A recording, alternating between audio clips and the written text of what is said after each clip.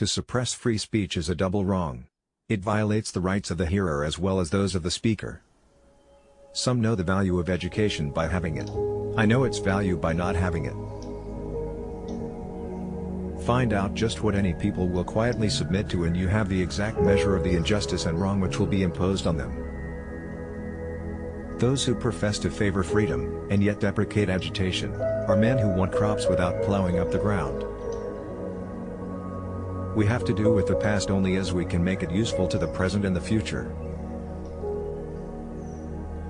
No man can put a chain about the ankle of his fellow man without at last finding the other end fastened about his own neck. Fugitive slaves were rare then, and as a fugitive slave lecturer, I had the advantage of being the first one out. Slaves sing most when they are most unhappy. The songs of the slave represent the sorrows of his heart, and he is relieved by them, only as an aching heart is relieved by its tears.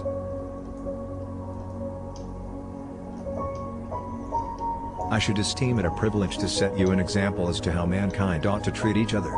I am your fellow man, but not your slave. It is not light that we need, but fire. It is not the gentle shower, but thunder. We need the storm, the whirlwind, and the earthquake.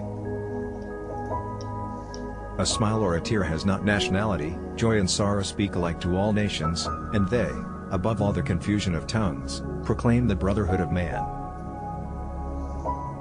We succeed, not alone by the laborious exertions of our faculties, be they small or great, but by the regular, thoughtful and systematic exercise of them. A battle lost or won is easily described, understood, and appreciated, but the moral growth of a great nation requires reflection, as well as observation, to appreciate it. I love the pure, peaceable, and impartial Christianity of Christ. I therefore hate the corrupt, slave-holding, women-whipping, cradle-plundering, partial and hypocritical Christianity of this land. The relation between the white and colored people of this country is the great, paramount, imperative, and all-commanding question for this age and nation to solve.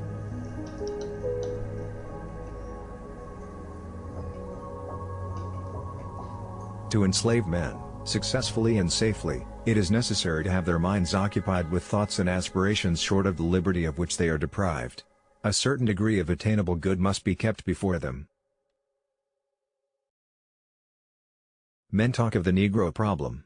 There is no Negro problem.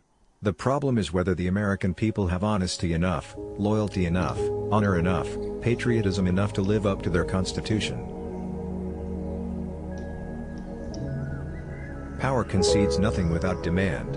It never has and never will. Show me the exact amount of wrong and injustices that are visited upon a person and I will show you the exact amount of words endured by these people. Neither we, nor any other people, will ever be respected till we respect ourselves, and we will never respect ourselves till we have the means to live respectfully. Liberty is meaningless where the right to utter one's thoughts and opinions has ceased to exist. That, of all rights, is the dread of tyrants. It is the right which they, first of all, strike down.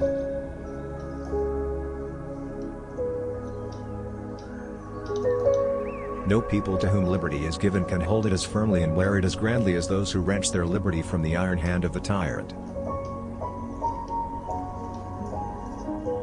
Education means emancipation. It means light and liberty. It means the uplifting of the soul of man into the glorious light of truth, the light by which man can only be made free. It is no disparagement to truth, that it can only prevail where reason prevails. War begins where reason ends.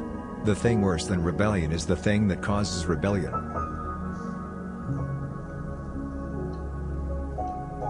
Truth shines with brighter light and intenser heat at every moment, and a country torn and rent and bleeding implores relief from its distress and agony.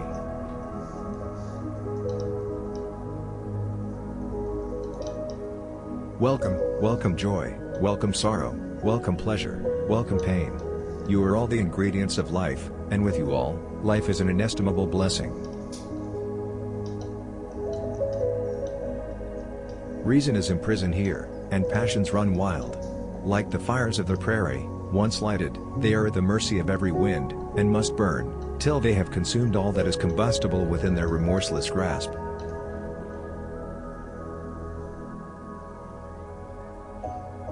A man without force, is without the essential dignity of humanity. Human nature is so constituted, that it cannot honor a helpless man, although it can pity him. The reading of these speeches added much to my limited stock of language, and enabled me to give tongue to many interesting thoughts, which had frequently flashed through my soul, and died away for want of utterance. If there is no struggle, there is no progress. It is easier to build strong children than to repair broken men. Quotes for Success channel creates motivational, inspirational, and life-changing quotes from famous people in history and present time. Like and subscribe to my channel for updates.